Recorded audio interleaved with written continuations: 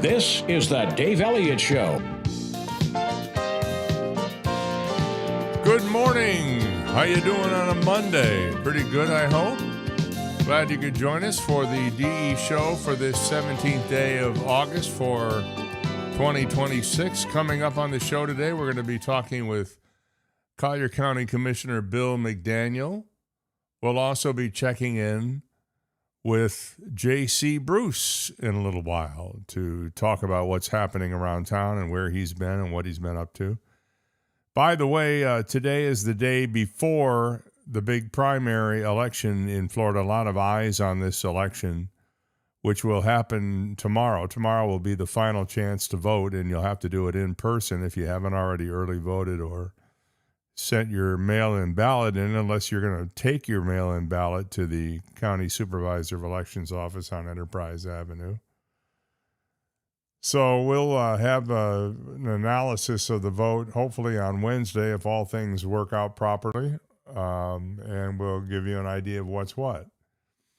It is becoming clear who the front runners are in the governor's race, and that would be David Jolly and Byron Donalds. I mean, you haven't really seen any ads for anybody but those two in the governor's race. And what's weird is both ads for both are being run by the Donalds campaign. They're running an attack ad on David Jolly, and then they're running their feel-good ads for Mr. Donald. So anyway, that'll be tomorrow. That's election day, actual election day. And you might be saying to yourself, thank God we're done with the politicking on TV. Well, we're not, because it's already started with advertising for the general election, which will be in November.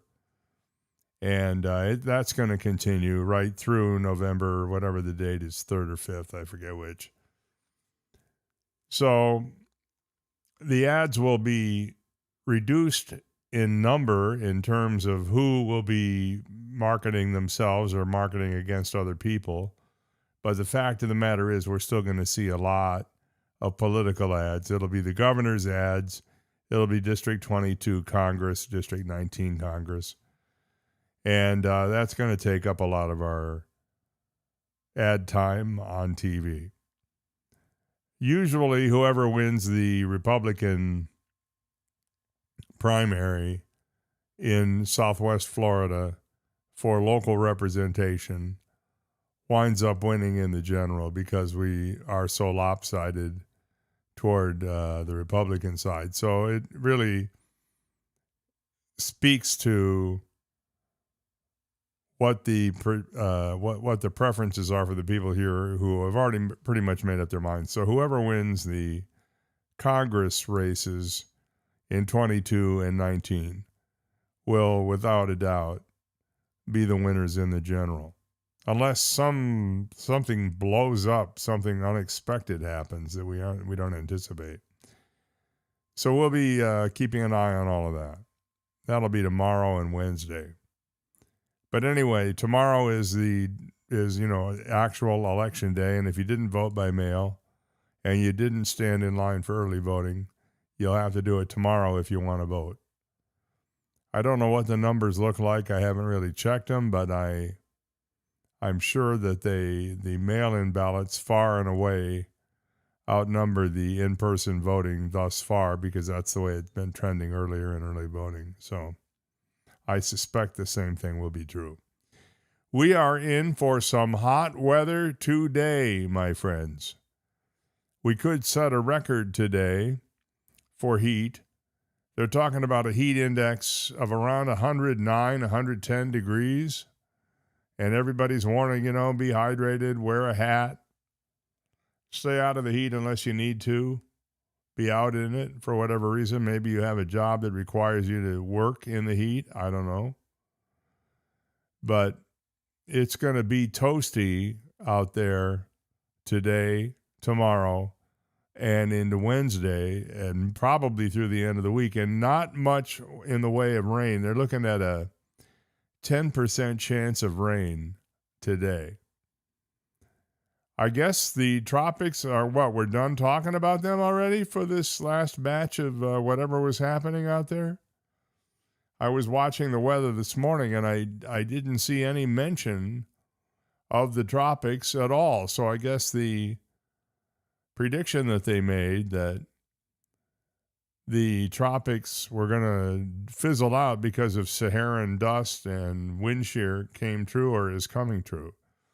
Meanwhile, they're getting slammed in Hawaii with tropical storm, whatever the name of it is. I don't even know. That's how little I care. No, I mean I care, but I mean it's just how little attention I was paying to it.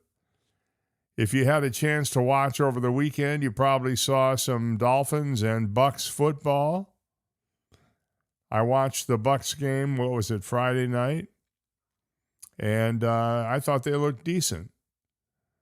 This young quarterback, Jalen Daniels, not to be confused with Jaden Daniels, but Jalen Daniels, who played for 6 years at Kansas, came out for the Bucks and looked mighty fine. He threw some bullets, and I think there is potential for the Bucks to have a good year this year. At least I hope so. I like rooting for the local team when I can. I watched a little bit of the Dolphins game. Quinn Ewers got hurt, I guess. Was he playing? I don't know who they were playing, but I guess he got hurt. And that's bad news. But the Bucks looked pretty good. So fingers and toes crossed. I mean, it's preseason, and they're not playing any of their starters. So we'll see. We'll see what happens. I saw this op-ed in USA Today by a guy named Blake Fontenay. And the headline is, Florida's affordable housing fix, ? Luxury waterfront condos. He says, cities and counties are in the best position to decide which types of development fit their communities, arguing that Florida's sort of one-size-fits-all approach doesn't work in a state the size of Florida and with as much diversity as we have here in this state. And he makes a good point. Tallahassee doesn't need to intrude and stick their fingers in local government's decision-making. He said finding an affordable place to live is one of the basic human needs. According to recent polling data, 72% of Americans believe housing affordability is a major problem. Do you remember when the caveman was around, they didn't have affordable housing issues? They just went and lived in a cave. That was pretty much it. Luckily, a developer in Florida has come up with a solution, building luxury high-rise condominiums and apartments along the coastal waterfront, next door to a convention center, hotel, marina, and shopping. He's being somewhat satirical in this. He's talking about the Causeway Cove project over in Fort Pierce, which is about 2 hours north of Miami. About 50,000 people live there. He said it might seem like just another place where rich snowbirds can play during the winter months before returning home as Florida's temperatures climb toward uncomfortable levels like they are already right now. Yet, under a relatively recent state law, the developer is trying to claim that a portion of the project, says Fontenay, would meet the definition of affordable housing. If he's right, then the entire project might be allowed to move forward with only minimal oversight by local officials. Now, it's a luxury apartment, and they're claiming it would be affordable housing. With a design like the condo canyons found further south, he argues, including one built nearly 200 feet high, the project would be quite the change to the skyline in a town where most buildings are no taller than 45 feet. Sound familiar? Predictably, the plans have drawn opposition from some locals, he said, who worry the project would change Fort Pierce's laid-back character. Yet because of the state's Live Local Act, their concerns may not matter. You see, The Florida legislature adopted the Live Local Act in 2023 in response to residents' complaints about housing affordability. The 95-page law contains some helpful provisions, including more state spending for affordable housing programs and low-interest loans for developers committed to building workforce housing. The legislation's real sticking point was a provision allowing developers to bypass the usual local land use review process for residential or mixed-use projects that designate at least 40% of the housing units as quote-unquote affordable on land that has been zoned for commercial or industrial uses. Fontenay goes on to say at the time the bill's supporters were saying that change could spur redevelopment of vacant or underutilized things like shopping centers into apartments or condos. However, the city and county leaders warned that giving developers an end run around the usual land use hearings involved when zoning changes are made would lead to projects that didn't fit well in their communities, which is one of the arguments now being made about Causeway Cove over on the East Coast. And it's just an example of how when the state decides they're going to intrude in local government decision-making and zoning and other things, it can be a problem. You know, the city of Naples, for example, has on numerous occasions denied requests for building commercial buildings because they didn't conform to the design rules that the city hoped to put into place. Well, under Live Local, in some instances where it involves so-called affordable housing, they would have no say in whether stuff could be built as long as it met the state standard. That's the one-size-fits-all deal. So what you need to do is tell your state legislator in some manner or another, you don't want them to intrude in local business. Let's let the local leaders, the people that we see on a daily basis, that we have easier access to than we do state legislators, let's let them decide what is best for the community. And I would hope that no matter who is elected governor in the state of Florida this year,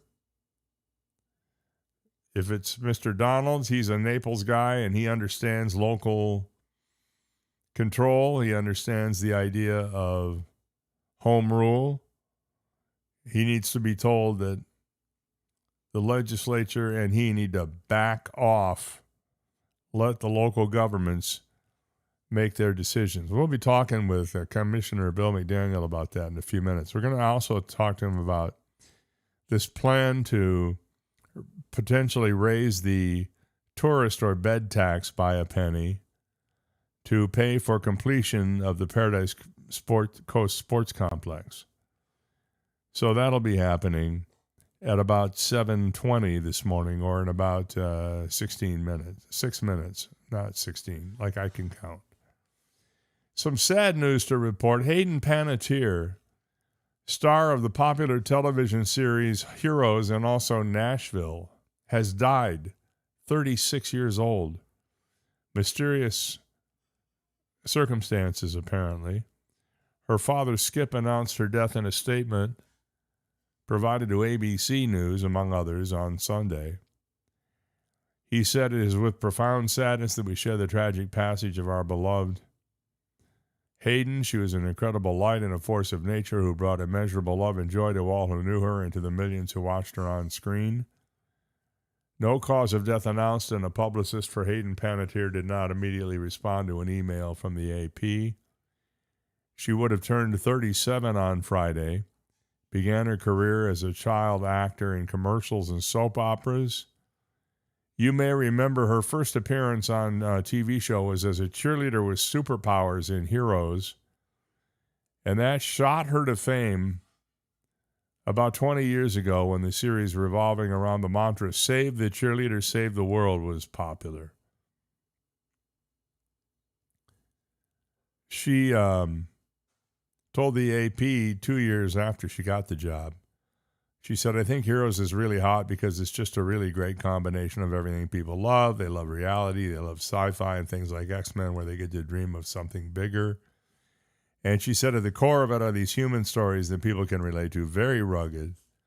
And it's just grabbed everyone in every age group. I think her dad was the man with glasses, if I'm not mistaken, in the show. She went on to win 3 Teen Choice Awards for that role, was a Grammy Award nominee for a children's spoken word album recorded a few years after the release of the animated movie A Bug's Life. And then you may recall she played opposite Connie Britton on Nashville, where she played a kind of a country upstart, wherein for 4 seasons. She did her own singing in the show, which scored some hits on country charts, got some tours, earned Panettiere 2 Supporting Actress Golden Globe nominations. She had 11 songs recorded for Nashville appear on Billboard's Hot Country Songs chart during the show's run, including 2 featuring Britton as well. Panettiere's younger brother Jansen, who was also an actor, died of a heart condition in 2023 at age 28. She'd been open about her struggles with alcohol addiction and depression, including after the birth of her daughter with Ukrainian boxer Vladimir Klitschko in 2014. That would make him 12 years old. In an interview with podcaster Jay Shetty, after her memoir came out in May, Panettiere talked about the custody arrangement for her 11-year-old daughter who lives full-time with Klitschko in Ukraine. News of the 2018 decision prompted headlines about Panettiere giving up custody of her daughter. She said, I think there's been this very common misconception that I just gave up my child. That cannot be farther from the truth. Panettiere said Klitschko suggested their daughter live with him full-time when the child was 2, as Panettiere struggled with mental health challenges and addiction. She said she was in a horrible cycle for years of battling depression and anxiety and alcoholism and substance abuse while, quote, just trying to find my way back, my way out of the darkness. She went into rehab in 2015 while filming Nashville. She said, I was the one who put myself in the first treatment center. I was drowning, she said in 2023. On the podcast I mentioned, she recalled the explosion of her fame when she was cast on Heroes, including the first time she was tracked by the paparazzi. When she'd imagined the moment as a younger actress, she'd planned to look rather chic. Instead, she said it was just sheer terror. She was also in 2 of the Scream movies, starred as the title character in the 2009 film I Love You, Beth Cooper, and played the young daughter of a football coach in Remember the Titans. She had spoken positively about her experience filming Remember the Titans, saying she felt so similar to the character she played, Cheryl Yost, the opinionated football-loving daughter of Will Patton's coach, Bill Yost. So the mystery now will be, what was it that she died of? Maybe it was a similar heart condition to that of her younger brother. Remains to be seen. County Commissioner Bill McDaniel joins us after a few brief messages. You've got Dave Elliott. Are you ready for a culinary experience like no other? Mark your calendars for the event of the season. Sizzle Dining is happening starting September 1st through the 30th. Picture this: a world of flavors, a celebration of taste, and a chance to make a difference in our community. Savor delectable dishes, expertly crafted by top chefs, each plate telling a story of passion and creativity. But that's not all. Sizzle Dining benefits Blessings in a Backpack of Southwest Florida, a charity dedicated to ensuring no child has a hungry weekend. Dine with purpose. Every time you indulge in the exquisite offerings during Sizzle Dining, a portion of the proceeds will go directly to Blessings in a Backpack. So gather your loved ones, invite your friends, and come experience culinary excellence while making a meaningful impact. Share your moments with #DineWithPurpose. Sizzle Dining, taking place the entire month of September, where taste, compassion, and community come together in perfect harmony. Reserve your table today, because with Sizzle Dining, every bite counts and every meal matters. When it comes to your health, there's no cookie cutter way to do things. Each person is individualized in their needs and their desires, and that's the case with your hearing too. Naples Audiology and Hearing Center, with 2 locations in Naples, one in Colonial Square off Goodlette Frank Road, the other in the Vanderbilt Commons at Vanderbilt and Collier Boulevard, are here to help you. They help you with individualized treatment. You go in for a free hearing evaluation, and if you should happen to need a little help from a hearing device, They can offer you the exact device you need, the exact technology you need for your particular needs. Don't let your hearing get in the way of enjoying your life. They even have devices that can cut out the background noise if you're in a big crowd someplace. Naples Audiology and Hearing Center. I've been going to them for years, and I know you should too. Believe me, you will notice the difference right away.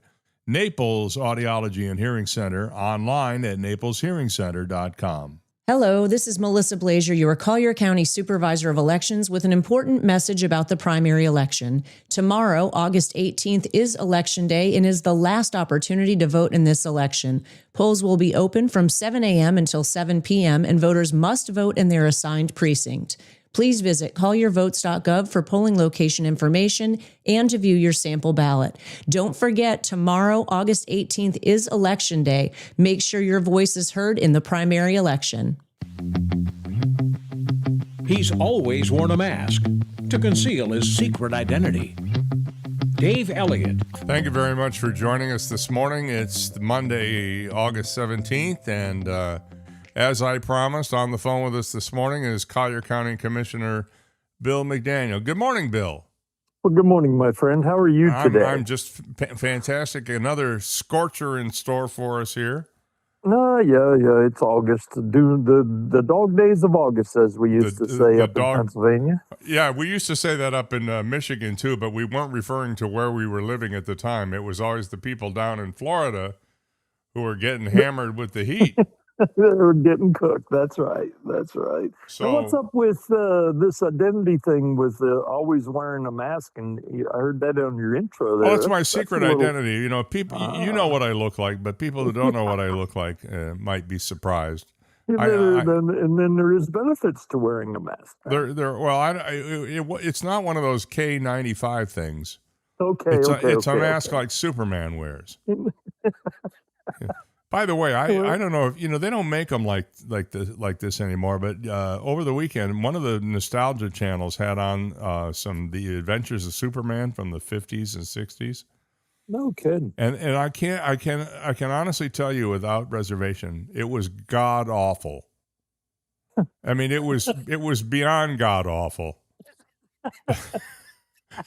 How the hell that guy ever got to be Superman is beyond me. Yeah.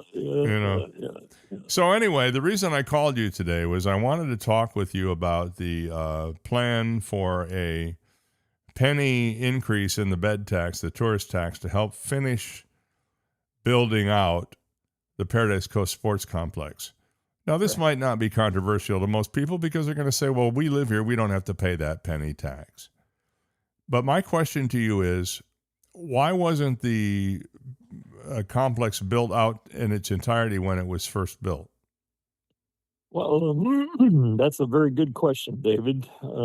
There were a lot of things that transpired early on. If you'll recall, my first meeting ever in December of 2016, right after I got elected, I'm the one that made the motion to discontinue the efforts, because if you'll recall, the previous boards had been negotiating with the Atlanta Braves. That's correct. To come and build a summer camp for them, or a spring training camp. And wasn't that going to net a $20 million stipend from the state to make that happen?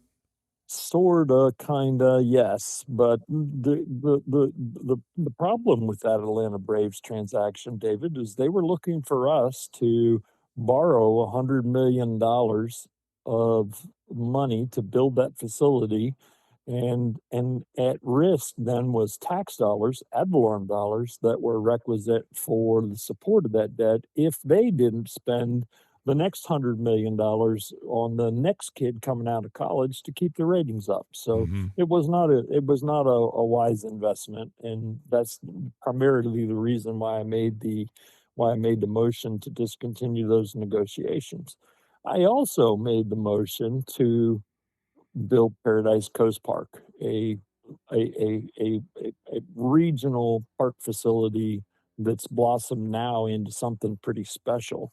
Now, can't go backwards, got to go forwards. But looking back, there were I have to say it without reservation. There were mismanagement circumstances that blossomed that development, because it was originally estimated to the board to be a $60 million facility. In phase one, excuse me, in phase one, which was my primary reason for supporting it, was an 80,000 square foot indoor Cat 5 stadium, an indoor stadium for football and soccer games, and then a Cat 5 rated facility where inside, I always have, David, forever. You and I have lived here forever. I've always called I-75 the damn dam. I mean, if we ever get a tidal surge that comes over I-75, we're all up the creek. And Yeah. so having an 80,000 square foot Cat 5 rated facility inside that loop, that bend on I-75, was paramount to me for health, safety, and welfare of our community. Well, and again, we went forward, staff grabbed a hold of it. Next thing you know, that Cat 5 stadium, that 80,000 square foot stadium that was coming in phase one, got moved to phase 5, and the soccer fields got built. And so, and then the cost overruns started to come in. We had contractor issues, we had management issues, and then COVID came upon us. I mean, we could write a book on what's So, transpired so down there. that $60 million investment turned out to be what, about 120 million? Is that what I understand? That is correct. That's where we're at today. So it went double the original budget. Mm-hmm. So now with in mind the fact that you want to finish the job, there is a plan to propose a ballot initiative to vote on a 1-cent bed tax increase, like we did previously with the sales tax. Yes, sir. But Yeah. that's an important clarification and distinction, is this is a 1 cent increase in the tourist development tax, not the sales tax. Right. So the And so, local residents, unless they happen to stay at a hotel for some or reason. go, they take the grandkids down to the Great Wolf Lodge. That's one of the advents of the additional benefits that have transpired. Is just that Great Wolf Lodge alone and its proximity, Paradise was a huge attractor for us to be able to draw the Great Wolf Lodge to our community. So, It's a great complex. I mean, the two work so well together with each other. oh, and there's cooperation.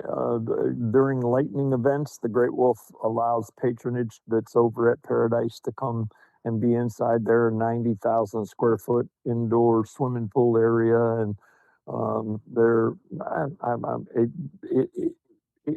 I'm really, really pleased with the advent of both Paradise and Great Wolf. I'm not pleased with certainly with the cost overruns, but the long and the short, Paradise has become a very, very successful place for venues to be held.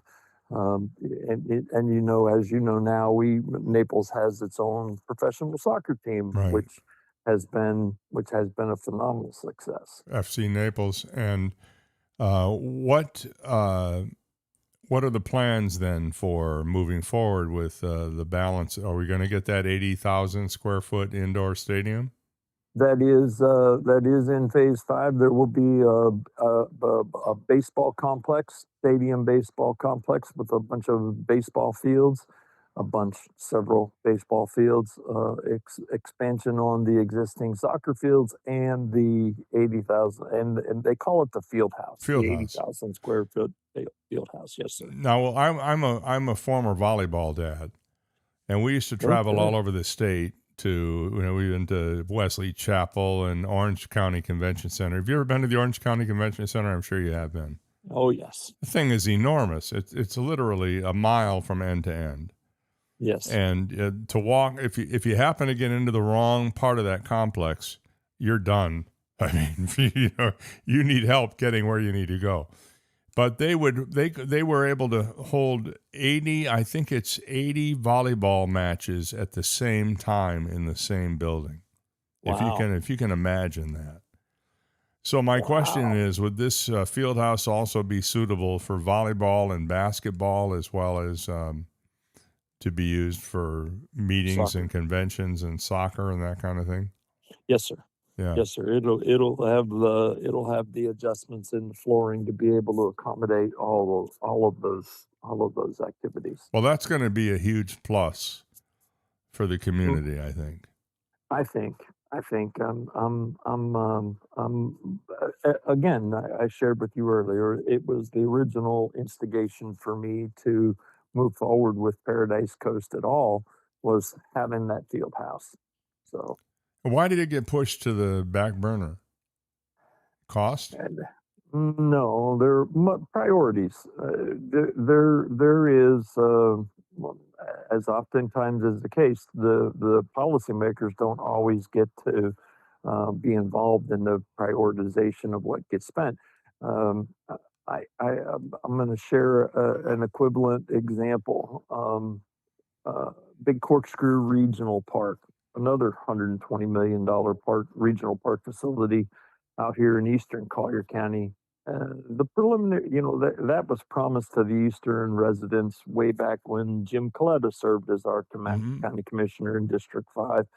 Um, and of course got put off in excess 20 years delinquent of actually getting constructed. But I was going to the community meetings and listening to what the residents were wanting, and there was baseball fields and baseball fields and baseball fields. Well, Wow. the folks that were um, involved in operating Parks and Rec saw a greater revenue stream coming from soccer fields and multi-use fields, and so there was a point where staff at Big Corkscrew weren't going to build any baseball or softball fields there. And I threw a fit and I said, no, no, no, no, no, you do. So what we did was the two northern fields at Paradise Coast are in fact baseball and softball fields and can be duped over for soccer fields in the event that there's a big uh, Tournament tournament or or something, something yeah. going on in town. But there was a thought process 10, 15 years ago that baseball at all was on its way out and soccer was on its way in, which soccer, as we both know, is a huge uh, sport. So And just between you and me, I don't get it, but that's okay.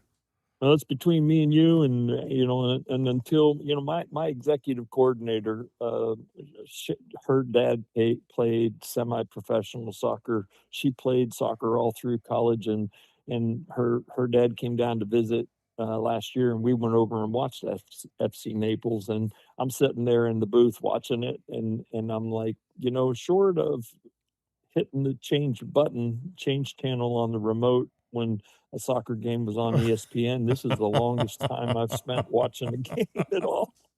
Well, I watched It's the final of the FIFA World Cup. I didn't understand a single thing that happened, but it was kind of exciting. it's a good sport. I Yeah. learned a lot that night because I was I was watching with two people who were intimate with the game, and they filled in a lot of spots for me. But I just have never had any interest in it whatsoever. I'm a baseball guy, and Yeah. that's that. So Yeah. Well, we got football season coming up, and that's my sport. So did you see my Steelers did okay the other night? Steelers did fine. And by the way, the Bucks did decently. I thought this young quarterback they've got, Jalen Daniels, is somebody to watch. Yeah, but both of us have new quarterbacks, so we'll Yes. see how it goes. Well, the Steelers have Aaron Rodgers, right? Yeah. Well, they brought in that other kid that was really lighting them up. So Well, he's not going to um, play I don't think he's going to play until the regular season starts. that's correct. Well, they Yeah. don't want anybody filming them. Well, look So at Quinn Ewers already got hurt in the Miami game preseason. mhm. So, The other thing I wanted to talk to you about was home rule. I saw an op-ed this morning by a guy who was talking about the Live Local Act. And I know that among local lawmakers, there is a pretty big disdain for the state telling local units of government how to run their business. I'm curious what you think of the Live Local Act as it stands today and how it interferes or doesn't interfere, perhaps, with zoning rulemaking in Collier County? I have not been a fan of Live Local since it got dreamt up in Tallahassee 3-4 years ago. 23. I have, I have not been a fan. We pleaded with Senator Pasadomo to make some adjustments in it to afford some community involvement and so on and so forth. Excuse me, David, I swallowed crooked. The uh, I, I I believe government should be at the local level as often and as much as is in fact possible. Because Um, who knows the local scene better than the local legislators? Amen. You know, this upcoming referenda that's coming forward with the Property expense tax. shift on your homestead exemption is it, and I adeptly named it expense shift is just in fact that. I've been saying this right along, that Yes, sir. basically the money's going to come from somewhere. If you Well, think you're going to get out of paying less in total cost to run your local unit of government, you're sadly mistaken. well, it's an expense shift, and it's giving control over to Tallahassee Yeah. and to dictate policy on how, when, and where things are going to be funded from. So, so going back to the Live Local, and by the way, let's go. I don't mean to jump around too awfully much, but you know, if we're going to pass a constitutional amendment, I wouldn't. I am definitely not in support of the legislate or of the action to increase your homestead by a constitutional amendment. It should not be done by a constitutional amendment.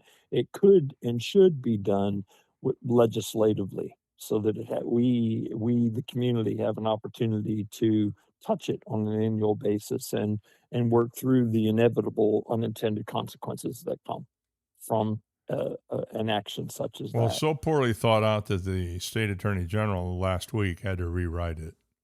Yeah, and they had to rewrite the language on the ballot because it was at best ambiguous.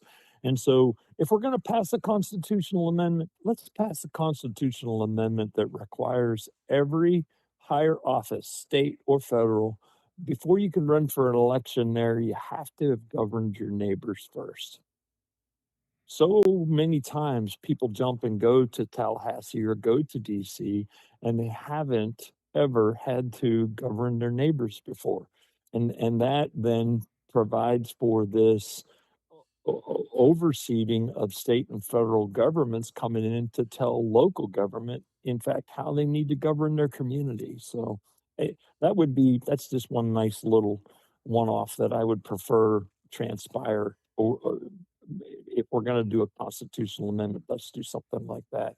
Now, on your original question, Live Local, again, there is a huge push for housing affordability. It's been a headline forever, David. I mean, and my argument with it is, because I've lived in Collier County for 46 years, 45 years, housing affordability changes with the economic circumstances at all over the country. In other words, I it's can market driven. Yeah, absolutely, and it should be market driven. Yep. I can tell you that the housing affordability issues that were prevalent here in 1981, when I got here in 1981, were different again in 91 and '01 and 11 and 21, and are different now. And so, trying to impose a by right law that allows for a high density conversion of commercial and industrial properties into affordable housing is a poor path to travel. And by the way, bypassing local zoning regulations that might have already been in effect. There were in effect. I mean, Jiminy Christmas, we got a 7-story building going up down there on Henderson Creek right now. One of the first advents of the Live Local Act, a 7-story building going up right there on the corner of 951 and Henderson Creek, just north of Manatee Drive. So It's I was it, unaware of that, by the way. yeah, I don't get down there very. I used to work down in that way, down in that area, as you know. But yep, I yep. don't. I haven't been down that way in a while. I'm kind of shocked to hear that. Yeah, go for a ride That's sometime. live Go for a local. ride. It is live local, and then and then we found a way to preclude live local conversions by not allowing for similarly zoned PUDs, planned unit developments, to that were equivalent to what a C3 zoning piece of property was. We disallowed the live local, and then the state came back and did a glitch bill and superseded us on that. And so I'm very, very frustrated with it. I've I'm working with the legislators now, trying to um, get some better local input into from the community as to what's going on. Um, it the by right aspect of the Live Local Act that takes the local community completely out. And I direly want that to come back in.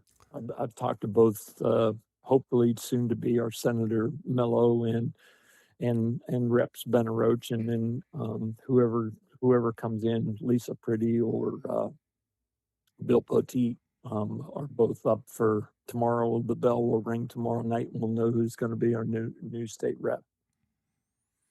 Well, it is definitely a bit of a mess, to be sure, right now. And under Live Local, you can build on a distressed property like a old shopping center if 40% of the units are designated as affordable housing. But I guess the term affordable is a pretty pliable definition. Well, it goes on a percentage of AMI. Do you know what AMI stands for? I do not. It's average median income. Do you know what Collier County's average median income is? I would say around $70,000. How's 110? Holy moly, I was off by And a so lot. what's 80% of 110,000, David? Well, it's about $85,000. I didn't mean to make you do math this early in the morning. It's not part of the job description, but And those my I almost got off on another story there, but the reality is it's not applicable in all conditions for what truly is affordability. right. It's somebody that's making $85,000 a year is not necessarily in need of support. Now they can use it. There's no argument that it can be used, but they're not in dire need of support for housing. And so, and then when you move into it, because it goes from 80 to 100 to 120 of AMI. Now, one of the things that Collier County has done with these affordable housing developments, housing affordability developments, excuse me again, is we now have a mechanism in place where when tax dollars are invested to provide for housing affordable, whether it be for acquisition of land or in support and layoff of impact fees or permitting fees, we have a mechanism now to get that money back, get the taxpayers' money back over a period of time. Now, it takes 30, 40 years, but all of those developments get refinanced at some time in the open marketplace, at which point then they're not any longer required to, unless Adhere there's a to deed the restriction, they're not required to maintain the affordability action. So when they do get refinanced, we do have a mechanism now in place that gets the taxpayers' money back, vests that repayment of those monies to be reinvested into housing affordability. So, Well, it's like the name of the law, Live Local, is a little deceiving because even though it's Live Local, it's governed by the state, yes, and that I think that's deceptive. I don't disagree at all. I Yeah. mean, there's been a huge push since I became your commissioner to move as much regulation and decision making to the state of Florida and away from local electeds who deal with their neighbors on a daily basis. And so this again was another push to take away any kind of involvement from the local community as to what's going on. All right. Well, thank you for taking some time out this morning. I appreciate it. You're a good guy, and I'm glad we're friends. And keep up the good work, man. You do the same thing, right. And I'm proud to be serving. So thank you. You let me know anytime I can help. Thank you, Bill. All right, now bye. Bill McDaniel, Commissioner from District 5 here in Collier County on the Dave Elliott Show, and we'll be right back. You've got Dave Elliott. A minute out for Alice Sweetwaters. You know how much I love Alice's? Well, let me tell you how much I love Alice's. For the last 22 years, I have been telling everybody I can about how great Alice Sweetwaters is. From their fresh-made seafood dishes to their incredible bar, their wild wine list, the ability to eat indoors or outdoors, and I might add, some pretty darn nice gazpacho, you will find exactly what you're looking for at Alice Sweetwaters. Try the shrimp wontons, for example. They're absolutely fantastic. Or the little mini sliders, or the grouper fish and chips, or the grouper dinner, or the grouper Reuben. You get my drift? There's a lot of stuff going on at Alice Sweetwaters, including the best sandwich in America, the lobster Reuben. Check it all out at the corner of Airport Road and Glades Boulevard. Alice Sweetwaters, where they serve crabs, shrimps, and big people. Have you finally found your dream home, or are you looking to refinance or pull equity from your home? Then call Alpha Title Services of Florida. Don't let fraud or hidden property issues, such as liens, unpaid taxes, boundary mistakes, or a cloud on title, to name a few, ruin your big day. That's why you need Alpha Title Services in your corner. They do the deep digging to complete your contract conditions and assure your title is clear in order to provide the ultimate protection on your family's investment. Before you sign on the dotted line, make sure your future will be truly yours by contacting Alpha Title Services at 239-260-1495. To protect your dream, let your realtor or lender know you choose Alpha Title Services of Florida to handle all of your closing needs. Trust the people who have been serving the real estate community since 1999. Trust the people you can call to ask questions before signing your contract. Trust Alpha Title Services of Florida. Online at alphatitleservices.com or call 239-260-1495. Hello, this is Melissa Blazier, your Collier County Supervisor of Elections, with an important message about the primary election. Tomorrow, August 18th, is Election Day and is the last opportunity to vote in this election. Polls will be open from 7 a.m. until 7 p.m., and voters must vote in their assigned precinct. Please visit colliervotes.gov for polling location information and to view your sample ballot. Don't forget, tomorrow, August 18th, is Election Day. Make sure your voice is heard in the primary election. And here's Heather with the weather. Well, it's beautiful out there, sunny and 75, almost a little chilly in the shade. Now, let's get a read on the inside of your car. It is hot. You've only been parked a short time and it's already 99 degrees in there. Let's not leave children in the back seat while running errands. It only takes a few minutes for their body temperatures to rise, and that could be fatal. Cars get hot, fast, and can be deadly. Never leave a child in a car. A message from NHTSA and the Ad Council. When Dave talks, his lips actually move. Dave Elliott. Good morning. Thank you for hanging out with us. Our good buddy J.C. Bruce is going to be along in a few minutes with some fun stuff for you. Stay there. And, of course, a chance for you to win prizes, namely a $25 gift certificate to Alice Sweetwaters, when we play the impossible question, all in the next hour. I just want to make a note here that right now, Alice Sweetwaters is closed for their annual summer break. They'll be back open in early September, as they always are. They do a little refreshing, repainting, cleaning, rearranging, getting things ready for the busy fall season to be ahead. Weather today, sunshine, a few afternoon clouds, a stray shower, a thunderstorm possible with a 15% chance of rain today. The high 92. There will be a heat advisory in effect today from 11 o'clock until probably about 7 o'clock tonight. It's going to definitely be toasty and humid, and you don't want to be out in it unless you absolutely have to be. Just a little warning from yours truly. For the first time in a while, Burger King is living up to its name. The King, that is. A revamped Whopper helped the chain post an 8.5% increase in U.S. same-store sales last quarter, outpacing McDonald's by the largest margin in more than a decade. Burger King also surpassed Wendy's in U.S. sales this year to become the country's second biggest burger chain. McDonald's quite firmly in first. I think they're up by about 9 strokes. Sorry, I was thinking about the golf tournament I watched yesterday. In last week's earnings call, Burger King U.S. was highlighted as a standout performer in the portfolio of parent company Restaurant Brand International, which owns Popeyes and Tim Hortons as well. Executives praised its focus on value meals as well as a multi-year marketing and renovation campaign. Another aspect that helped making Tom Curtis, Burger King's president, the face of the brand. You may have seen him in the Whopper's relaunch ad, as well as another video showing him joyfully eating a Whopper.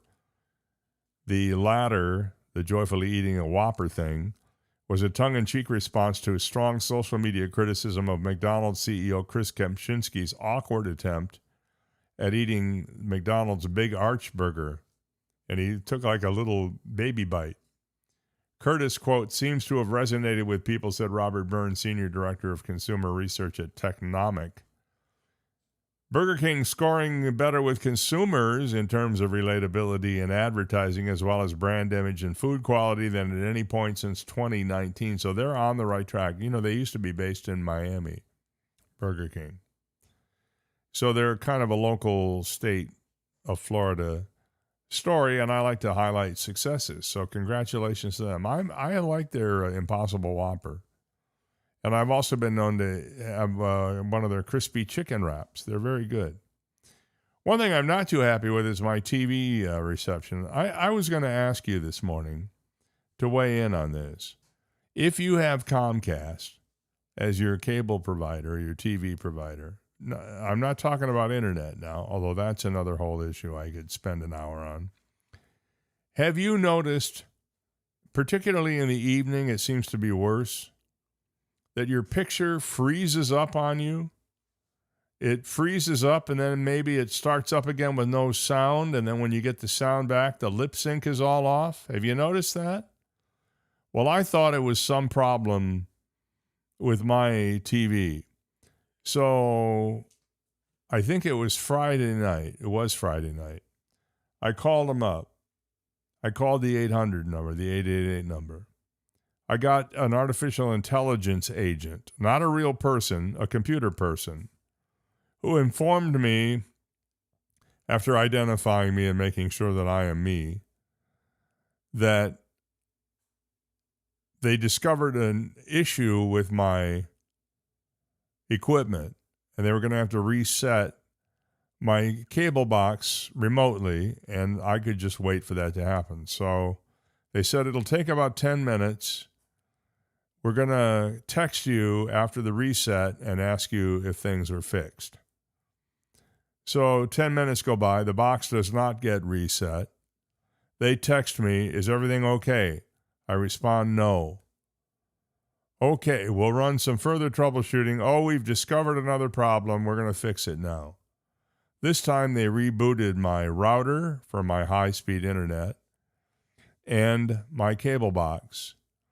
And I thought the problem had been solved, only to learn it had not. So I was asking my sister-in-law last night when we had them over for dinner if they were experiencing the same thing, and the answer was yes. They don't live anywhere near my house. I mean, they live near my house, but not in our subdivision, but down the road a piece. And I'm thinking to myself, there is something systemically wrong with the TV reception in this town if you are a Comcast subscriber. It is nigh on impossible to get a live human being to speak to you on the phone. You for sure cannot talk to anybody locally who could advocate for you and say, okay, we'll talk to our technical people and see what's going on. You get AI agents, somebody in India or wherever they happen to be, who is always apologetic and empathetic toward you, but really can't do much more than the same little magic tricks that they do over and over again that don't work. And the pictures are still terrible. And here's where they get you. If you have high-speed internet with them and you have TV as well, they bundle them together so that it appears you're getting a good deal. But it ain't such a good deal if you cancel one or the other and unbundle them, because the price effectively, even though it may not in real dollars goes up, it does go up, because now you're paying more for only having one service than you did when that service was bundled with something else. So what do you do? My question to you this morning is, if you have been experiencing the same problems as me, let me know, because I intend to take this a little further. And I'd like to be able to say that I've asked the question on the broadcast, on the podcast, and we've gotten a lot of responses, either yes or no. If it turns out that nobody's had this problem, I'll not deal with it that way. I'll deal with it on my own basis, but I'm trying to help everybody out. And if you have had problems and you've switched to an alternative TV provider, what provider are you using? Are you using Hulu Live? Are you using YouTube TV, which I think is one of the better streaming versions of the service?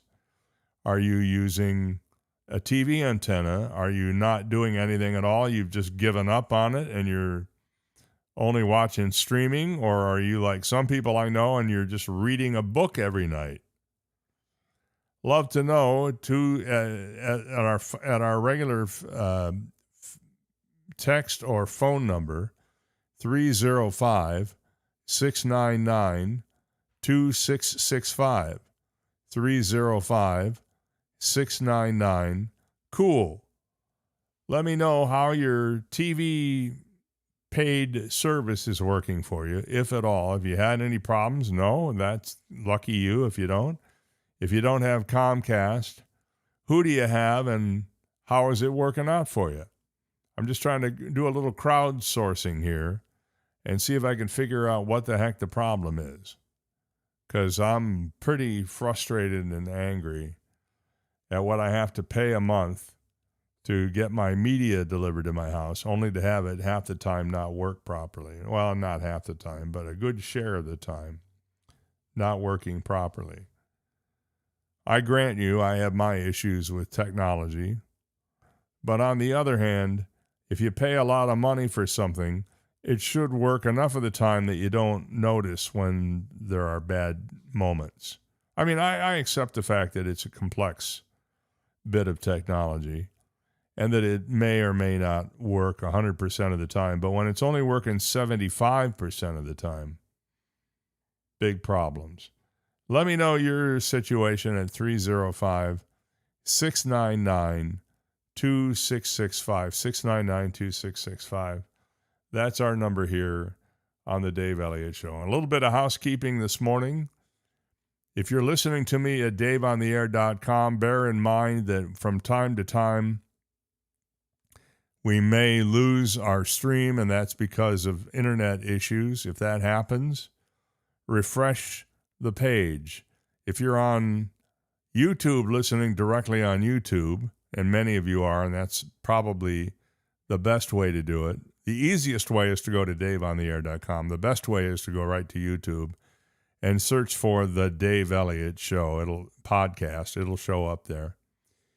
Refresh the page if we happen to get knocked off for some reason, and it takes me a minute or two to get things back up, but I usually can get a new stream started within just a few seconds, and with that, you're back in business.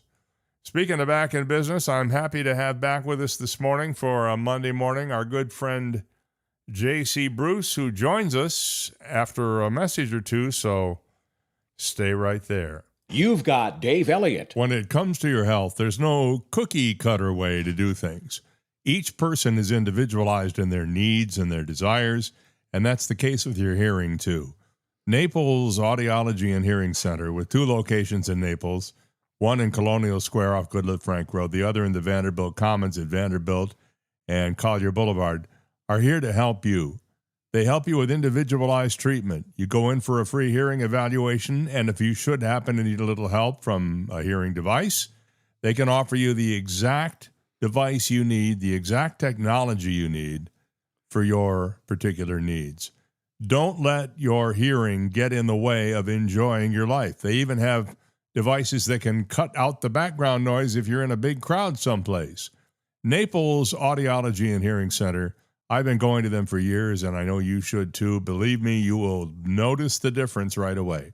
Naples Audiology and Hearing Center, online at napleshearingcenter.com. Hello, this is Melissa Blazier, your Collier County Supervisor of Elections, with an important message about the primary election. Tomorrow, August 18th, is Election Day and is the last opportunity to vote in this election. Polls will be open from 7 a.m. until 7 p.m., and voters must vote in their assigned precinct.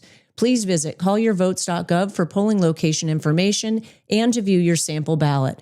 Don't forget, tomorrow, August 18th, is Election Day. Make sure your voice is heard in the primary election. Are you ready for a culinary experience like no other? Mark your calendars for the event of the season. Sizzle Dining is happening starting September 1st through the 30th. Picture this, a world of flavors, a celebration of taste, and a chance to make a difference in our community. Savor delectable dishes, expertly crafted by top chefs, each plate telling a story of passion and creativity. But that's not all. Sizzle Dining benefits Blessings in a Backpack of Southwest Florida, a charity dedicated to ensuring no child has a hungry weekend. Dine with purpose. Every time you indulge in the exquisite offerings during Sizzle Dining, a portion of the proceeds will go directly to Blessings in a Backpack. So gather your loved ones, invite your friends, and come experience culinary excellence while making a meaningful impact. Share your moments with hashtag Dine with Purpose. Sizzle Dining, taking place the entire month of September, where taste, compassion, and community come together in perfect harmony. Reserve your table today, because with Sizzle Dining, every bite counts and every meal matters.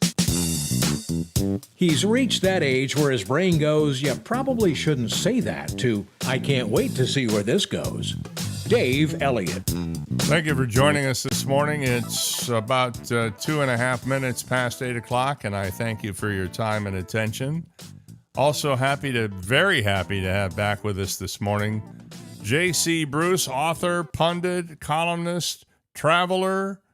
What else do you do, Jeff? Well, it's not well known, but I'm also the world champion underwater ping pong player. I see. And how does that work out for you? It's very wet. Yeah. Have you seen that movie about the ping pong player? It just came out within the last 6 months. Is it Timothy Chalamet in it? Oh, yeah? No. See, once again, coming on your show means I'm going to learn something new. I see it pop up on streaming, and it hasn't intrigued me enough to actually watch it. But yeah, well, I mean, could you even watch it anyway with your internet connection? Well, not with the way that's going. Yeah. I did hear from Joni this morning, who said her condo association contracted with Hotwire several years ago. I think I've heard of them. She said they did all the installation, wiring outside and inside, very good customer service, always available. She said it sounds like they're known for good customer service. Hotwire, I'll have to look into that, but I have a feeling if you don't already have it, they have to come in and build the infrastructure for your network. So it won't be easy. The community that I live in, it's a small little gated community. It's not very big, but for the last few years, we've been going round and around trying to figure out what to do with cable TV and internet here. And for the most part, it was, a free-for-all. There was no community association governance over all of that stuff. Some people had satellite. Some people actually still had CenturyLink. Yeah. We've always had Comcast here at our house. But a few years ago, we struck a deal with Comcast, and they came in and made some improvements. And now they're in the process of upgrading the whole community to fiber optic. Yeah, they did that in our community the first week I was on the air. So I got knocked off the air more than I was on. I think you remember this. I do. And I wound up using I had 2 cell phones, and I use 2 computers here that connect to the internet. Yeah. And I had one cell phone hotspot connecting with one computer and the other one connecting with the other computer. And all was well until my hotspot ran out of data, and they cut me off with no warning at about 8:30 in the morning. Nice. Yeah, that was just brilliant. So you're totally at the hands of the internet gods. Well, and that's especially aggravating. I mean, here you are, a public display of, whether the technology works or not, doing a radio internet program from your studio. But there are so many people that are working from home now. I do all of my work in my home office, including this interaction with you right now. Right. And if the internet's not reliable, I mean, it's putting people out of business. So I will say though, because I think in all fairness, I'm not unhappy with the internet connection that I happen to have right now. And one of the things that I did about a year ago is I upgraded all of my cable gear. And they said I really wasn't eligible for it, but I kind of whined and moaned, and I got some upgraded gear, and it made all the difference in the world. And recently, my entire system crapped out. I mean, I was down. I couldn't get out on the internet, and it was between broadcasts with you, and I says, I got to get back up so I can talk to Dave. And the Comcast people, I wasn't happy with what they told me, but fundamentally what they told me was it wasn't their fault. And it was That my sounds like fault. a certain president I know. Yeah, right. So but it turns out they were right. What happened was I had a fairly high-tech wireless system in the house called, it's mesh. It's a mesh Wi-Fi system. That's what I have. Yeah. Yeah. And it just died. And so I did a lot of research on my phone since I couldn't do any internet research on my computer and discovered that, these things eventually just die. They have a shelf life, basically about 3 years. So I hiked over to Best Buy, bought a whole new system, installed it. The install even I could install it without help. I mean, it was that brainless. And suddenly my internet connection doubled in strength. So I don't know how old your mesh system is, but mine's about 6 or 7 years old, but it Yeah. works so well, and I get very good speeds. Yeah. Plus, I've run wiring throughout my house. Yeah. So in addition to Wi-Fi, my two computers that I'm using in here right now are connected by Ethernet cable directly to the router. Wow. And that should be not to good. get too technical with anybody, but it really does improve your speed. Oh yeah. Yeah. Well, I've got my router and my modem sitting right next to me right here. So I've got, very good speed. So I didn't have a bad experience with Comcast. It's just, it took a while to troubleshoot our way through. Now, if you have to get somebody out to your house to fix things, that can take a while, that's for sure. But that's disturbing. You're going through all that. They'll do anything to avoid a truck roll. Yeah. And I know this as a former employee of the cable company. Is that right? And when I came here in '94, when I came here in '94, I was the director of government affairs and local programming for the current, at the time, cable company, which in the 7 years I worked for them went through 6 owners. And the number one thing that they hated were truck rolls because they were so expensive to do. Right. So now you get these AI agents that try to diagnose the problem from Philadelphia and fix it without having to roll a truck, and it just doesn't work. It just doesn't work. I also just heard from Howard, who also has Hotwire, and says great service with very few outages or problems. We had a vote in our community a few months ago to consider having a community-wide bulk cable deal put together like what you have. Mm-hmm.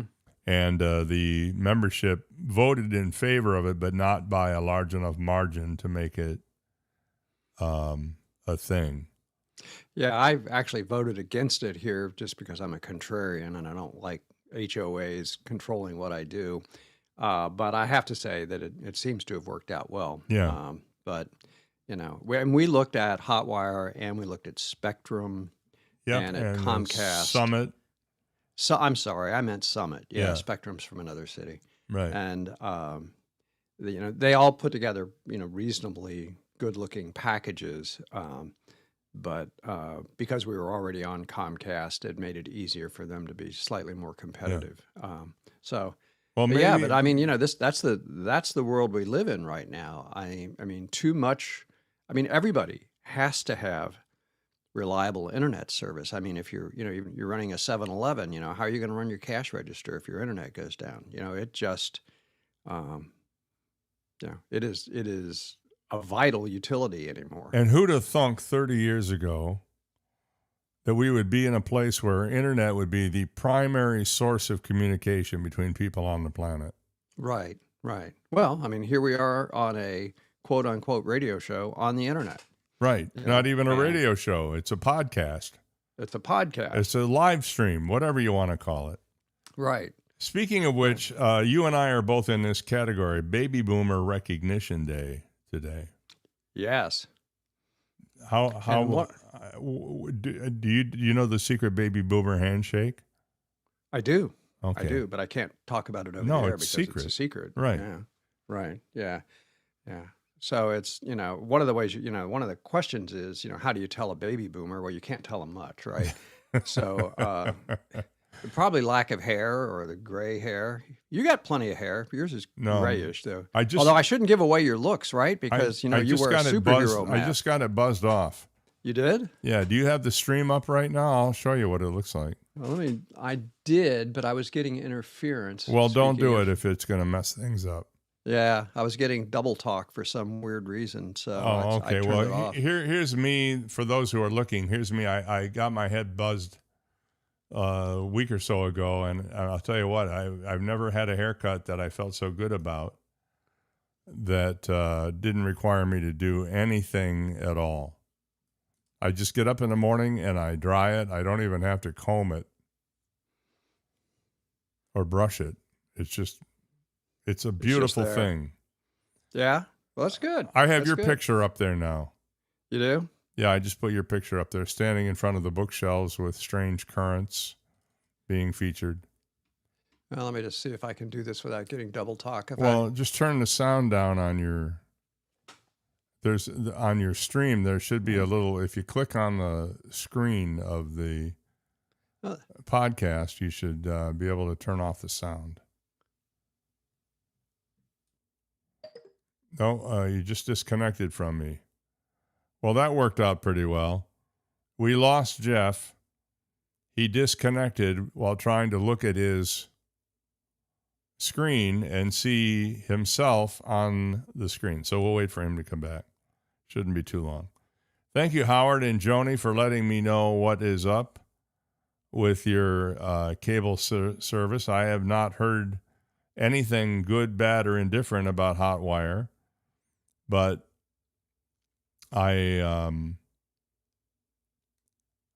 would be willing to look into it. Tomorrow, in addition to being Election Day, is also Bad Poetry Day, according to Jeff. It's widely agreed that the worst poem ever written in the English language was, quote, The Tay Bridge Disaster by William McGonigal. We'll let him explain it if we get him back. I'm not sure what happened. He just disappeared from view.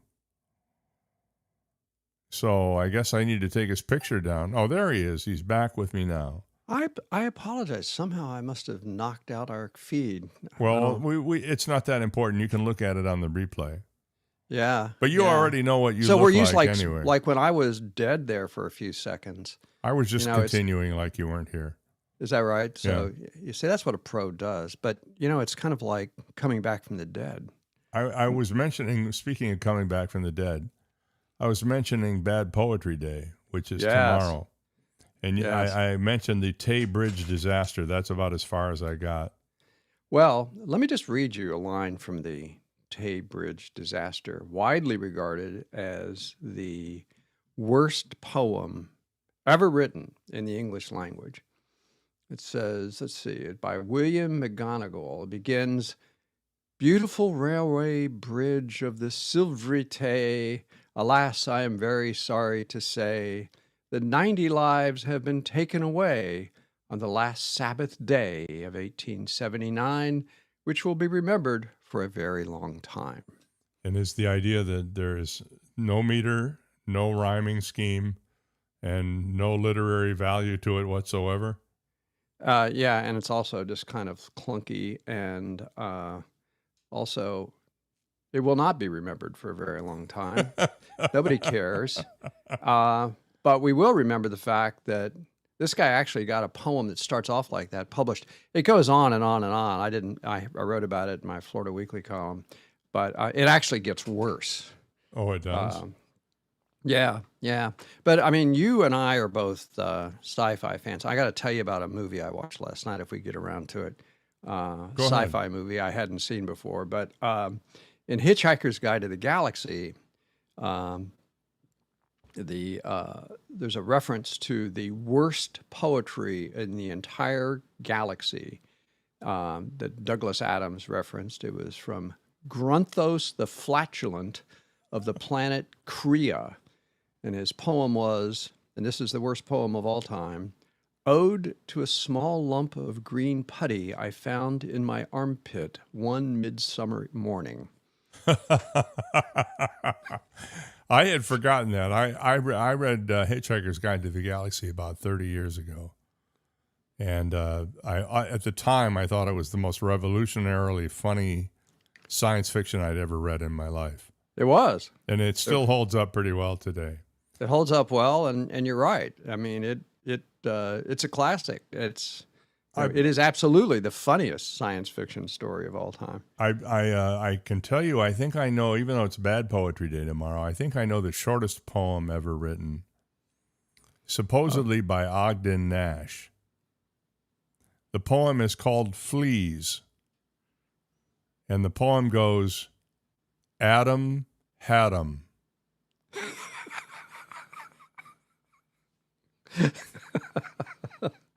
Okay. That's really good. I mean, if you think about it, that's that's like the science fiction in 6 words. Yeah, it says it all. Actually, yeah, I mean, that's brilliant. Adam had 'em. Adam had 'em. Wednesday is National Aviation Day. Yep. It was on this day and sometime that Wilbur Wright flew the first airplane. A lot of people think that the airplane was invented in Kitty Hawk, North Carolina. Dayton, Ohio. Dayton, Ohio, right. That's where they had their Wilbur and Orville had their bicycle shop and did all the work there, did a few test flights that didn't work. And so they packed it all up and trucked it over or trained it over, whatever it was, to the coast of North Carolina, where they had a steady breeze and a soft landing site on the beach, and they finally got it to fly. Didn't even lose their luggage. It was awesome. So I had the great honor of helping David McCullough record the audiobook version of his history of the Wright brothers. Oh, that's awesome. I didn't know that. And it's an easy read. It's one of his shorter biographies. Mm-hmm. It is well worth your time to read about the Wright brothers and the influence that their sister actually had on the whole airplane deal is quite interesting. But he goes into some depth on their background, and it's a great read. David McCullough. Yeah, I was actually the editor of the newspaper in Dayton, Ohio, when the anniversary of the Wright brothers' first flight. It was a huge year-long celebration in Dayton, as you might imagine. Is that the Dayton Alien newspaper? Yes, the Dayton Alien. And it is true. I mean, people do wonder about this, but there's a gigantic Air Force base in Wright-Patterson, right? Wright-Patterson Air Force Base. It's, I think, the physically largest Air Force base that America has. Now, the only base that technically is larger is the one in Fort Walton, Florida, but they claim, like half the Gulf of Mexico as part of the base, when they're not overflying beaches from there or something. So, but I guess that's Pensacola, to be fair. But and they didn't even get reprimanded for that. No. So it's it's a very, very big R&D base. It's where material command is located, which is logistics. It's how do you get bullets to the trigger pullers on time so that you can fight your wars. So they it's a massive complex, but I've had a couple of friends who worked in some of the top secret facilities there, and they actually have buildings there that no windows. Basically Faraday cages. They do all this very, very secret stuff there. I think they do a lot of radar stuff and other kinds of things there. But yeah, buried underneath those buildings is where we keep the space aliens. It's not, out in Nevada. Now, being in Ohio, how would you tell a space alien from a resident? Well, they're you can tell by their boots. You had to think fast, didn't you? Yeah. Well, I lost it there for a second. It's one of those things, you're doing live radio or live streaming. Yeah, you and can say whatever you're always want. popping these questions at me like, did you see or what do you call? And they're great questions. I was trying to think, what is it that farmers wear? They're called overalls, right? Overalls or coveralls, yeah. Coveralls, yeah. So that's how you tell the space aliens. They're the ones not wearing the overalls. The bibs. Yeah, that's what I was trying to get to, and I couldn't get to it. well, you want me to rewind? We'll try it again. I want a do-over on that. Meanwhile, Thursday is National Radio Day. Something this is a big near and dear to my heart. Yeah, this is a big deal. It's celebrated on August 20th because it's the anniversary of the Detroit News radio phone. It was one of the earliest commercial news broadcasts in the United States.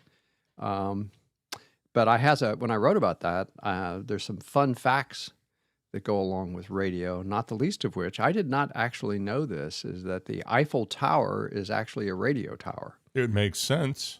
Sure it does. It almost looks like a radio tower. It does. It does. Well, I remember WWJ back in the old days. I used to listen to WWJ radio. And they also had NBC affiliate, WWJ TV, Channel 4 in Detroit. And they were owned by the Detroit News. Mm-hmm. WWJ, the Detroit News. Yeah, that's why it's the Detroit News radio phone. So they were one of the pioneers. Yep. And not to mention KDKA in Pittsburgh. Yeah. Or WLW in Cincinnati. WLW. Love WLW. At one point, WLW, I think, had the strongest signal in the country, even stronger than WLS, but I'm not sure about that. It could be. But I can go ahead and say it, and then someone can correct us, and that just, it's the live stream interaction. Nobody really gives a rip. We now have the most powerful signal in the area because we can be listened to live worldwide. This signal can go all the way to Moscow.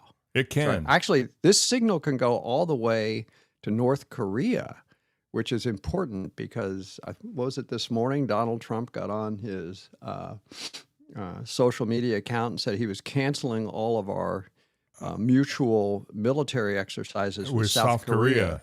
Yeah, because it might hurt Kim Jong-un's feelings or something. Well, he said that he had a great relationship with Kim Jong-un and that he's mad at Seoul for not coming to our aid with Iran. Right. He's mad at everybody for not coming to our aid. So it's never his fault, right? It's Korea's fault for not coming to our aid in Iran. Well, damn it.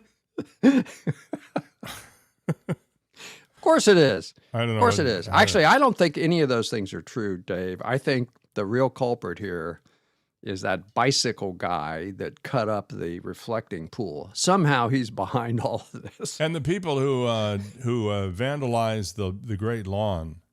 Right. Killed the grass. Right. I wonder when my homeowners association comes around and tells me that my lawn is too long, can I blame it on vandals? Oh, yeah. No, I blame it on South Korea. Definitely.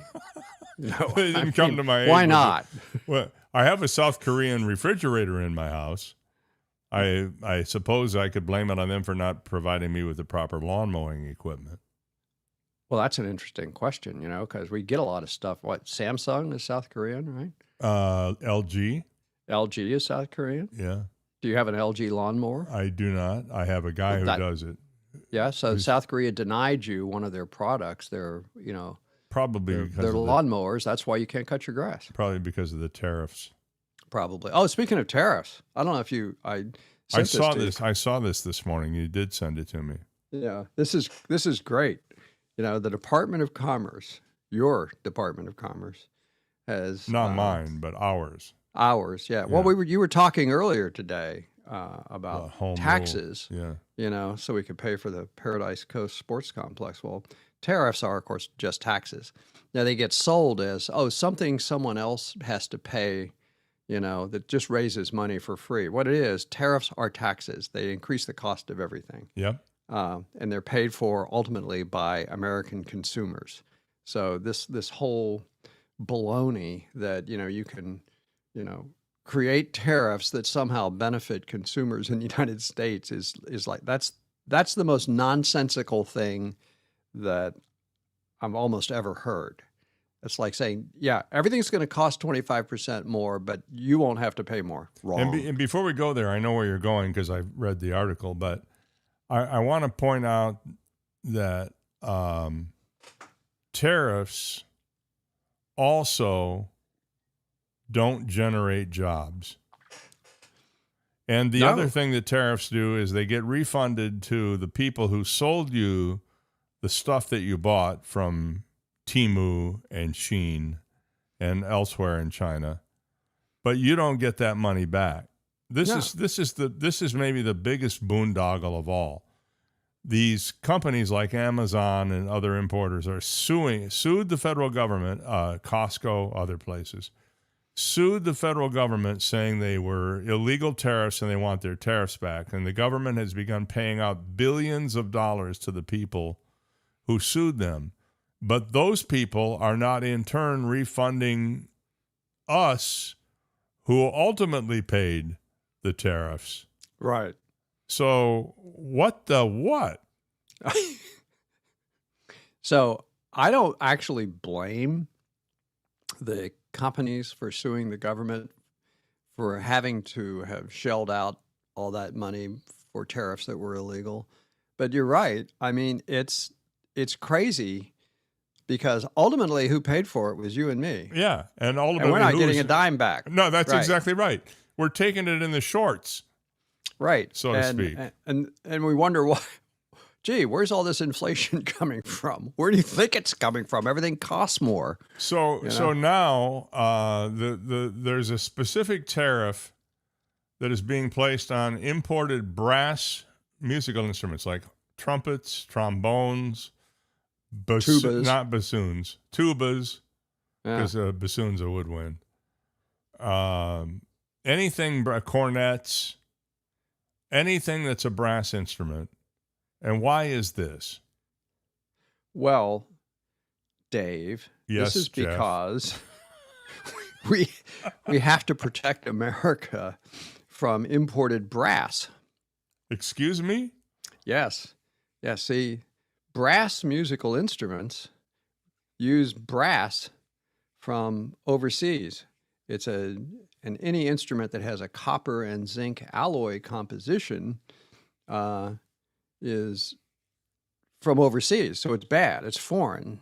We're using foreign zinc and foreign copper, even though we have all these pennies we could be melting down to make tubas. Yeah. I'm not sure I understand what the problem is. We have this abundance of unused copper, or about to be unused copper.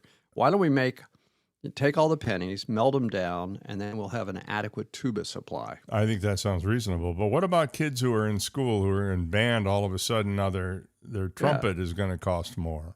Yeah. Or how about that trumpet you got to play taps at for all the people coming back from Iran? Okay. Not getting a little dark there. Yeah, I think so. Yeah. But I mean, it's right. Once again, who's gonna pay for that? It's gonna be the kids, right? And musical instruments are expensive anyway. Yep. I remember I played. We called it the cornet, not the trumpet. Yeah, the cornet. Yeah. And I played the cornet, when I was a kid, and I remember my parents had to rent it to buy it. Right. Because it was so expensive. The one musical instrument you should never rent, you should always have to buy, is the violin, because they're so they're so specific to play. Kind of like a fountain pen, right? When it only one user at a time. I mean, a violin is a complex musical instrument to begin with. It's fragile. It can break, and we all know how kids are with stuff that breaks. They break them. So I maintain that if you're ever going to get a kid in orchestra in school, buy the violin. Because it'll wind up costing you more if you have to have it repaired. Or buy a triangle. I mean, that's probably the cheapest, or it was, unless triangles are made out of brass.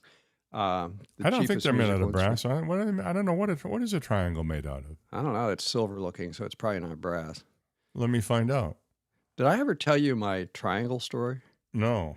Okay. So my wife and I, for one of our wedding anniversaries, flew to Bermuda and had a wonderful time. We're only there for like 3 days. Bermuda's not that far offshore. So we, flew out to Bermuda, always wanted to see it, and pink sands, and, goofed around for a couple of days. But we're in the capital of Bermuda, and we're wandering around, going to all the shops.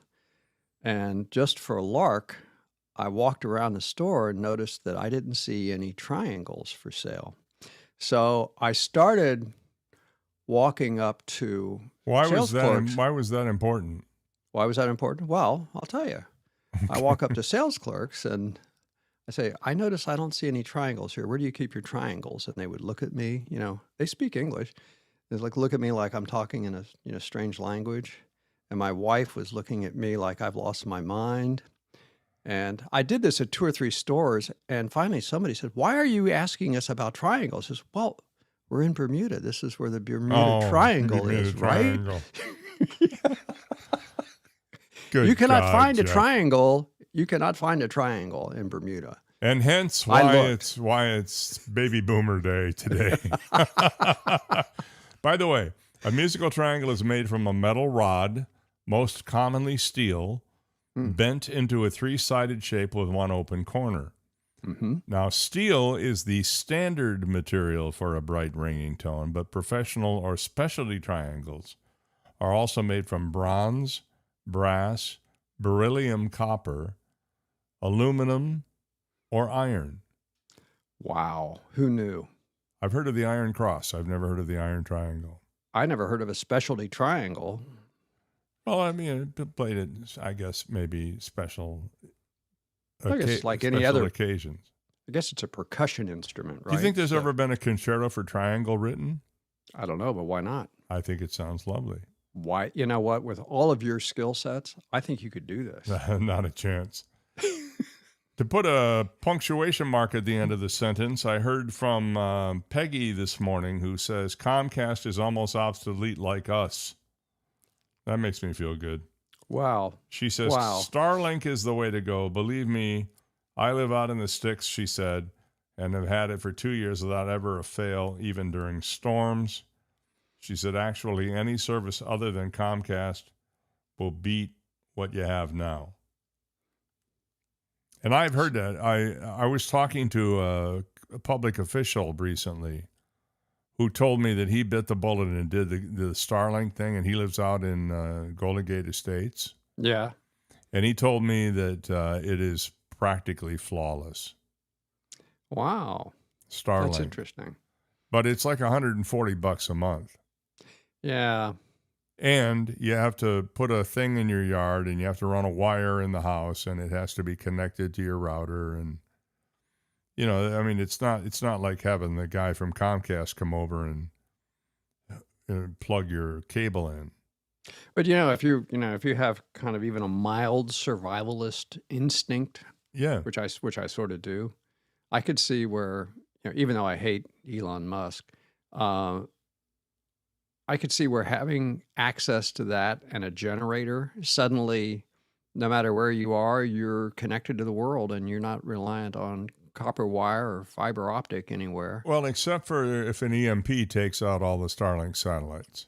Well, the thing that can take out all the Starlink satellites are the Starlink satellites. I mean, there are 5,000 of them, or 12,000. 12,000. Yeah, I mean, you've got so much junk floating around in low Earth orbit, and all it takes is like somebody colliding with one of these things, and the next thing you know, you've got a chain reaction. You have this cascading effect, and the entire, elliptic around the United States ends up just cluttered with fragments of stuff, basically ending space flight travel and any kind of satellite service. I mean, we are so vulnerable to that. Yep. It is just staggering that this is as unregulated as it is. You were going to tell me about a sci-fi movie you watched. Moonfall. Oh, I saw that when it first came out. Roland Emmerich, I guess, I believe, is the director of that movie. I think that's right. Yeah. What did you think of it? Well, I thought it was really bad science. And it went downhill from there. Yeah. I mean, I thought some of it was pretty good, pretty corny, very popcorny, I guess. Oh, yeah. And I'm not sorry that I saw it.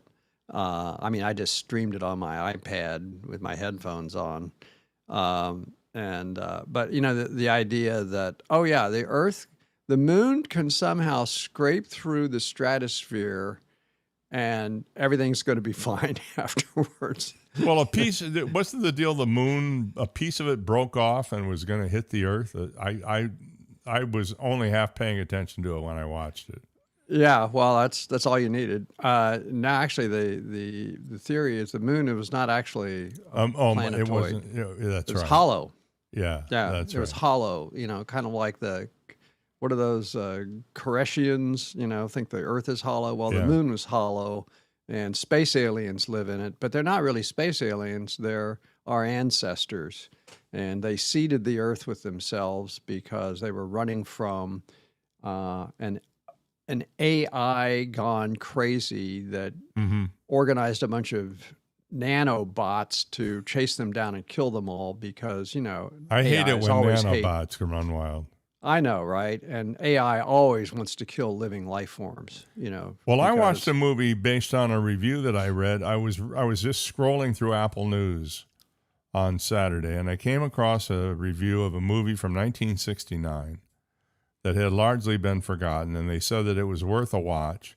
It was called Marooned, and it starred, listen to the cast, Gregory Peck, Gene Hackman, James Franciscus, David Jansen, Lee Grant, Marriott Hartley, all in this movie about some guys who get stranded when their space capsule loses power and they can't re-enter the Earth's atmosphere except when their orbit decays and they will be burned alive. So wow. It's extremely slowly paced. And what surprised me about it the most was at the end of the movie when you thought there was going to be a denouement, if you will. It just said, "The end." Big letters in big white letters, "The end." And I went, "Whoa, that was abrupt." So they entered the atmosphere and died. I'm not going to tell you what happened because you'll have to watch it and find out. But Marooned. Okay. It's called Marooned, and it's right. based on a science fiction novel that was quite well received, but it came out at the same time as 2001, A Space Odyssey came out. Kind of got overshadowed, huh? Yeah, and I think it was ignored or overlooked or whatever. And to be honest with you, the science was pretty good. The authenticity was good. They actually worked with NASA and the Ford Motor Company to reconstruct large parts of the control room at the Kennedy Space Center and in Houston. But other than that, it was not worth the watch. Oh. You can find it free on Tubi. I don't subscribe to Tubi. You don't have to subscribe to it. I don't subscribe to it. I clicked on it did a search and it popped up and Oh, really? It's commercial. It has commercials. I learned so much on this show. It's commercials. So, that doesn't bother me. So, I saw another sci-fi movie. I was visiting my son and granddaughter in Texas. as you know, I've been gone for a couple of weeks. Yeah. And they're just, my granddaughter's favorite movie apparently is Interstellar. And I had not seen that movie in forever. Yeah. I really didn't remember too much about it. Matthew McConaughey. Yeah, Matthew McConaughey. Well, it turns out it's also Matt Damon's in it. Yeah. Did you know? Do you remember that? I Yep. didn't remember that. Yep. And so I rewatched it the other night just because they were so enthusiastic about it. I mean, they've seen it like half a dozen times or something. I mean, they keep rewatching it. They think it's so amazing. And I didn't remember thinking it was so amazing, so I rewatched it. Well, guess what? It's pretty amazing. I haven't, the scene at the end where he's in the giant cosmic library or whatever it is. Right, yeah. Is the most puzzling part of the movie to me. And I had intended after I saw it to watch it a second time to kind of key in on stuff I missed the first time. It's worth it because I felt exactly the same way. It's like, this doesn't make any sense. I mean, the science is bad. And, but they kind of explained it okay. Yeah. So I think it was such a huge visual spectacle that I missed the little bit where they kind of explained what was actually happening there.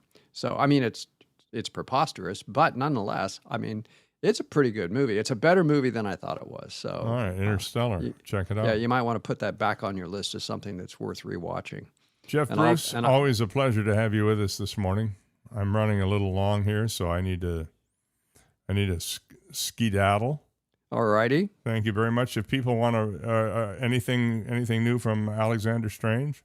Alexander Strange is still on vacay, but I'm still cranking away on my newsletter.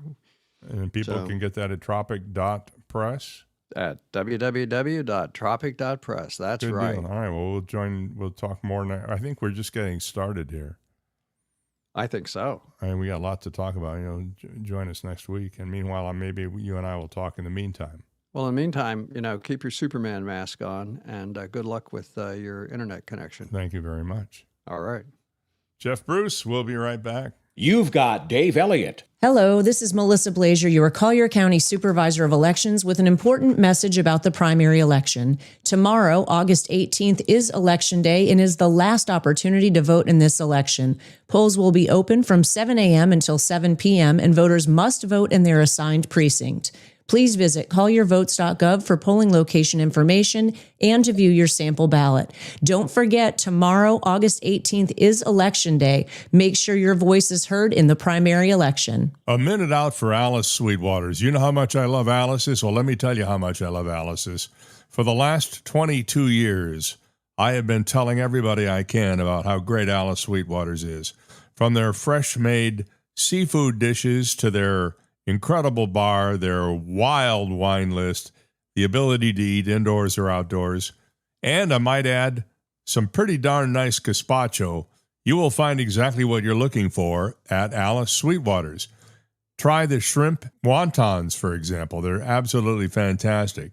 Or the little mini sliders, or the grouper fish and chips, or the grouper dinner, or the grouper Reuben. You get my drift? There's a lot of stuff going on at Alice Sweetwaters, including the best sandwich in America, the Lobster Reuben. Check it all out at the corner of Airport Road and Glades Boulevard. Alice Sweetwaters, where they serve crabs, shrimps, and big people. Have you finally found your dream home, or are you looking to refinance or pull equity from your home? Then call Alpha Title Services of Florida. Don't let fraud or hidden property issues, such as liens, unpaid taxes, boundary mistakes, or a cloud on title, to name a few, ruin your big day. That's why you need Alpha Title Services in your corner. They do the deep digging to complete your contract conditions and assure your title is clear in order to provide the ultimate protection on your family's investment. Before you sign on the dotted line, make sure your future will be truly yours by contacting Alpha Title Services at 239-260-1495. To protect your dream, let your realtor or lender know you choose Alpha Title Services of Florida to handle all of your closing needs. Trust the people who have been serving the real estate community since 1999. Trust the people you can call to ask questions before signing your contract. Trust Alpha Title Services of Florida. Online at alphatitleservices.com. or call 239-260-1495. Are you ready for a culinary experience like no other? Mark your calendars for the event of the season. Sizzle Dining is happening starting September 1st through the 30th. Picture this, a world of flavors, a celebration of taste, and a chance to make a difference in our community. Savor delectable dishes, expertly crafted by top chefs, each plate telling a story of passion and creativity. But that's not all. Sizzle Dining benefits Blessings in a Backpack of Southwest Florida, a charity dedicated to ensuring no child has a hungry weekend. Dine with purpose. Every time you indulge in the exquisite offerings during Sizzle Dining, a portion of the proceeds will go directly to Blessings in a Backpack. So gather your loved ones, invite your friends, and come experience culinary excellence while making a meaningful impact. Share your moments with hashtag Dine with Purpose. Sizzle Dining, taking place the entire month of September, where taste, compassion, and community come together in perfect harmony. Reserve your table today, because with Sizzle Dining, every bite counts and every meal matters. The impossible question on the Dave Elliott Show. Okay, I'm ready to give away a $25 gift certificate to Alice Sweetwater's. All you have to do is be the first person to call us with the correct answer to our impossible question, and you will win a $25 gift certificate to Alice's. It's really that simple. We make it so easy for you. I'm practically ashamed at how easy this is. If you haven't won anything in the last 30 days, you're eligible to play today, and I hope you will indeed do so. So here we go. Here's today's impossible question. The average American eats 4 of these each week.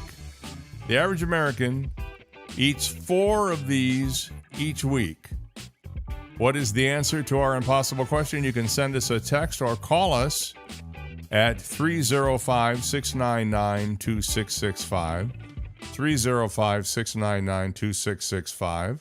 Give us a buzz and tell us what you think the answer is. And if you're right, you will win the $25 Alice Sweetwater's gift certificate. I might point out Alice's is closed this week and next for their annual sort of fall cleanup, summer cleanup. They'll be back open in early September like they are every year. But in the meantime, if you think you know the answer, give me a call. BA says apples. Nope, not apples. The average American eats 4 of these each week. What are they? 305-699-2665. Call me or text me at that number if you haven't won anything in the last 30 days, and I'll be happy to give you the prize. Again, the average American eats 4 of these each week, and no, Betty Ann's sister, it's not bagels. And it's not bagels again. Somebody thinks it's bagels. The average American eats 4 of these each week. 4 each week. Not bagels, not apples. What is it that the average American eats 4 of each week? 305-699-2665.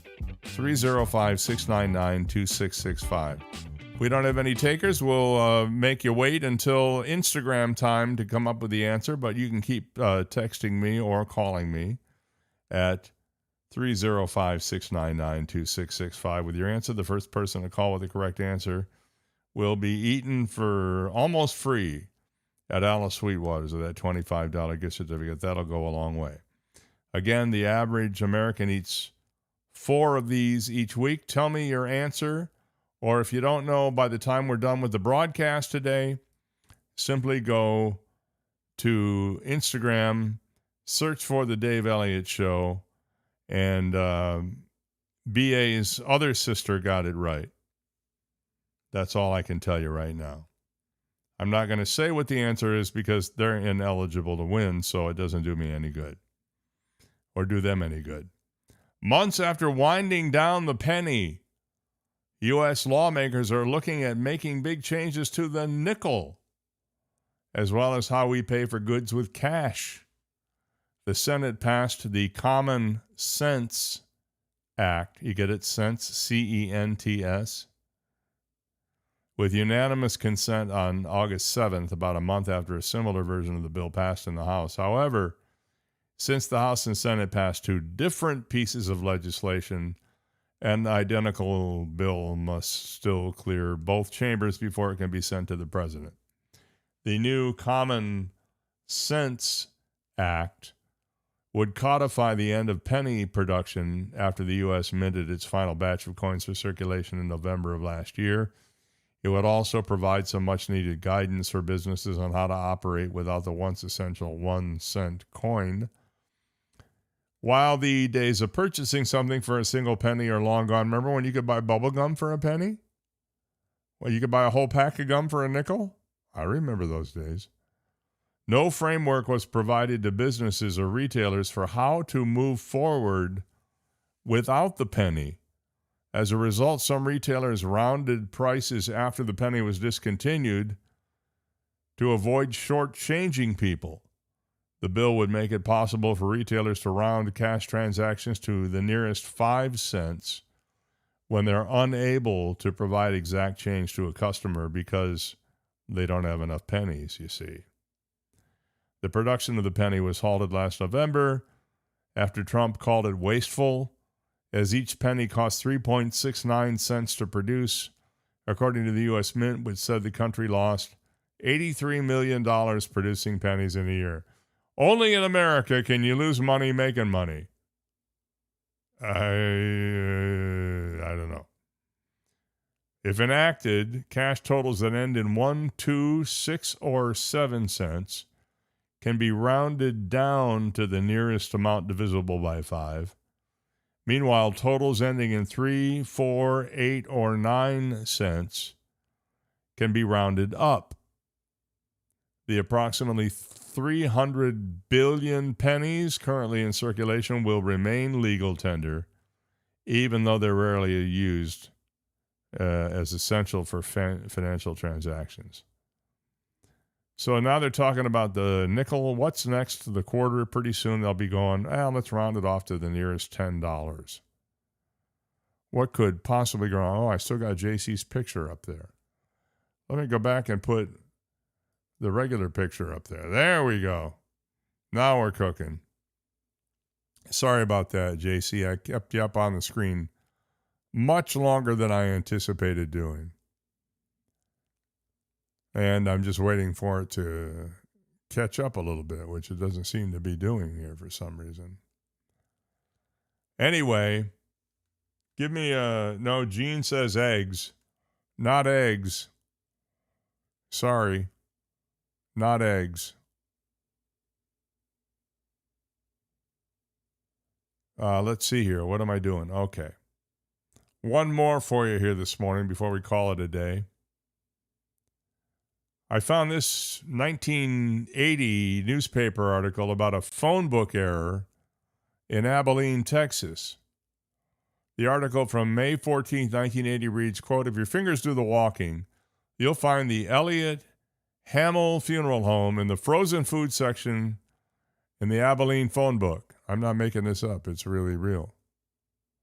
The yellow pages people are red in the face and the undertakers are hot under the collar. Instead of being grouped with other funeral homes in the 70,112 new phone books distributed this week, said this 1980 article, Elliott Hamill is listed under the classification frozen food wholesale. Penny Young, a spokeswoman for Southwestern Bell Telephone, blamed the mix-up on a computer error.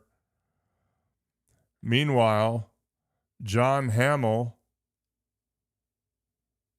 the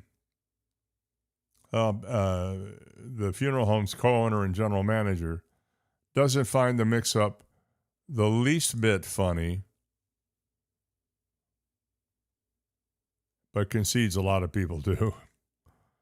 1980. I guess things were a lot different then. They actually had people paying attention to phone books. Remember the 80s?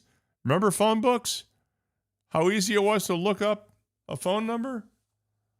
You can't even look up a phone number now. It's not easy. Gene said eggs. No, sorry, it's not eggs, Gene. One more time, the impossible question for today. The average American eats 4 of these each week. What do you think the answer is? Give me a shout on Instagram or Facebook. I'll have the reel put up shortly, and I'll be asking the impossible question there, and you can see if you can answer there. And if we do get a right answer, I'll award you the $25 Alice Sweetwater's gift certificate. In the meantime, I hope you'll have a very good day for yourself and that you can stay nice and cool. It's going to be a toasty one today. Temperatures ranging around 92, 93 degrees. Heat index is going to be up around 107, 108, 109, wherever. Be careful. It's going to be a toasty one. Tim Ayton joins us tomorrow, and I hope you will too, right here live on YouTube and at DaveOnTheAir.com for the Dave Elliott Show. See you then.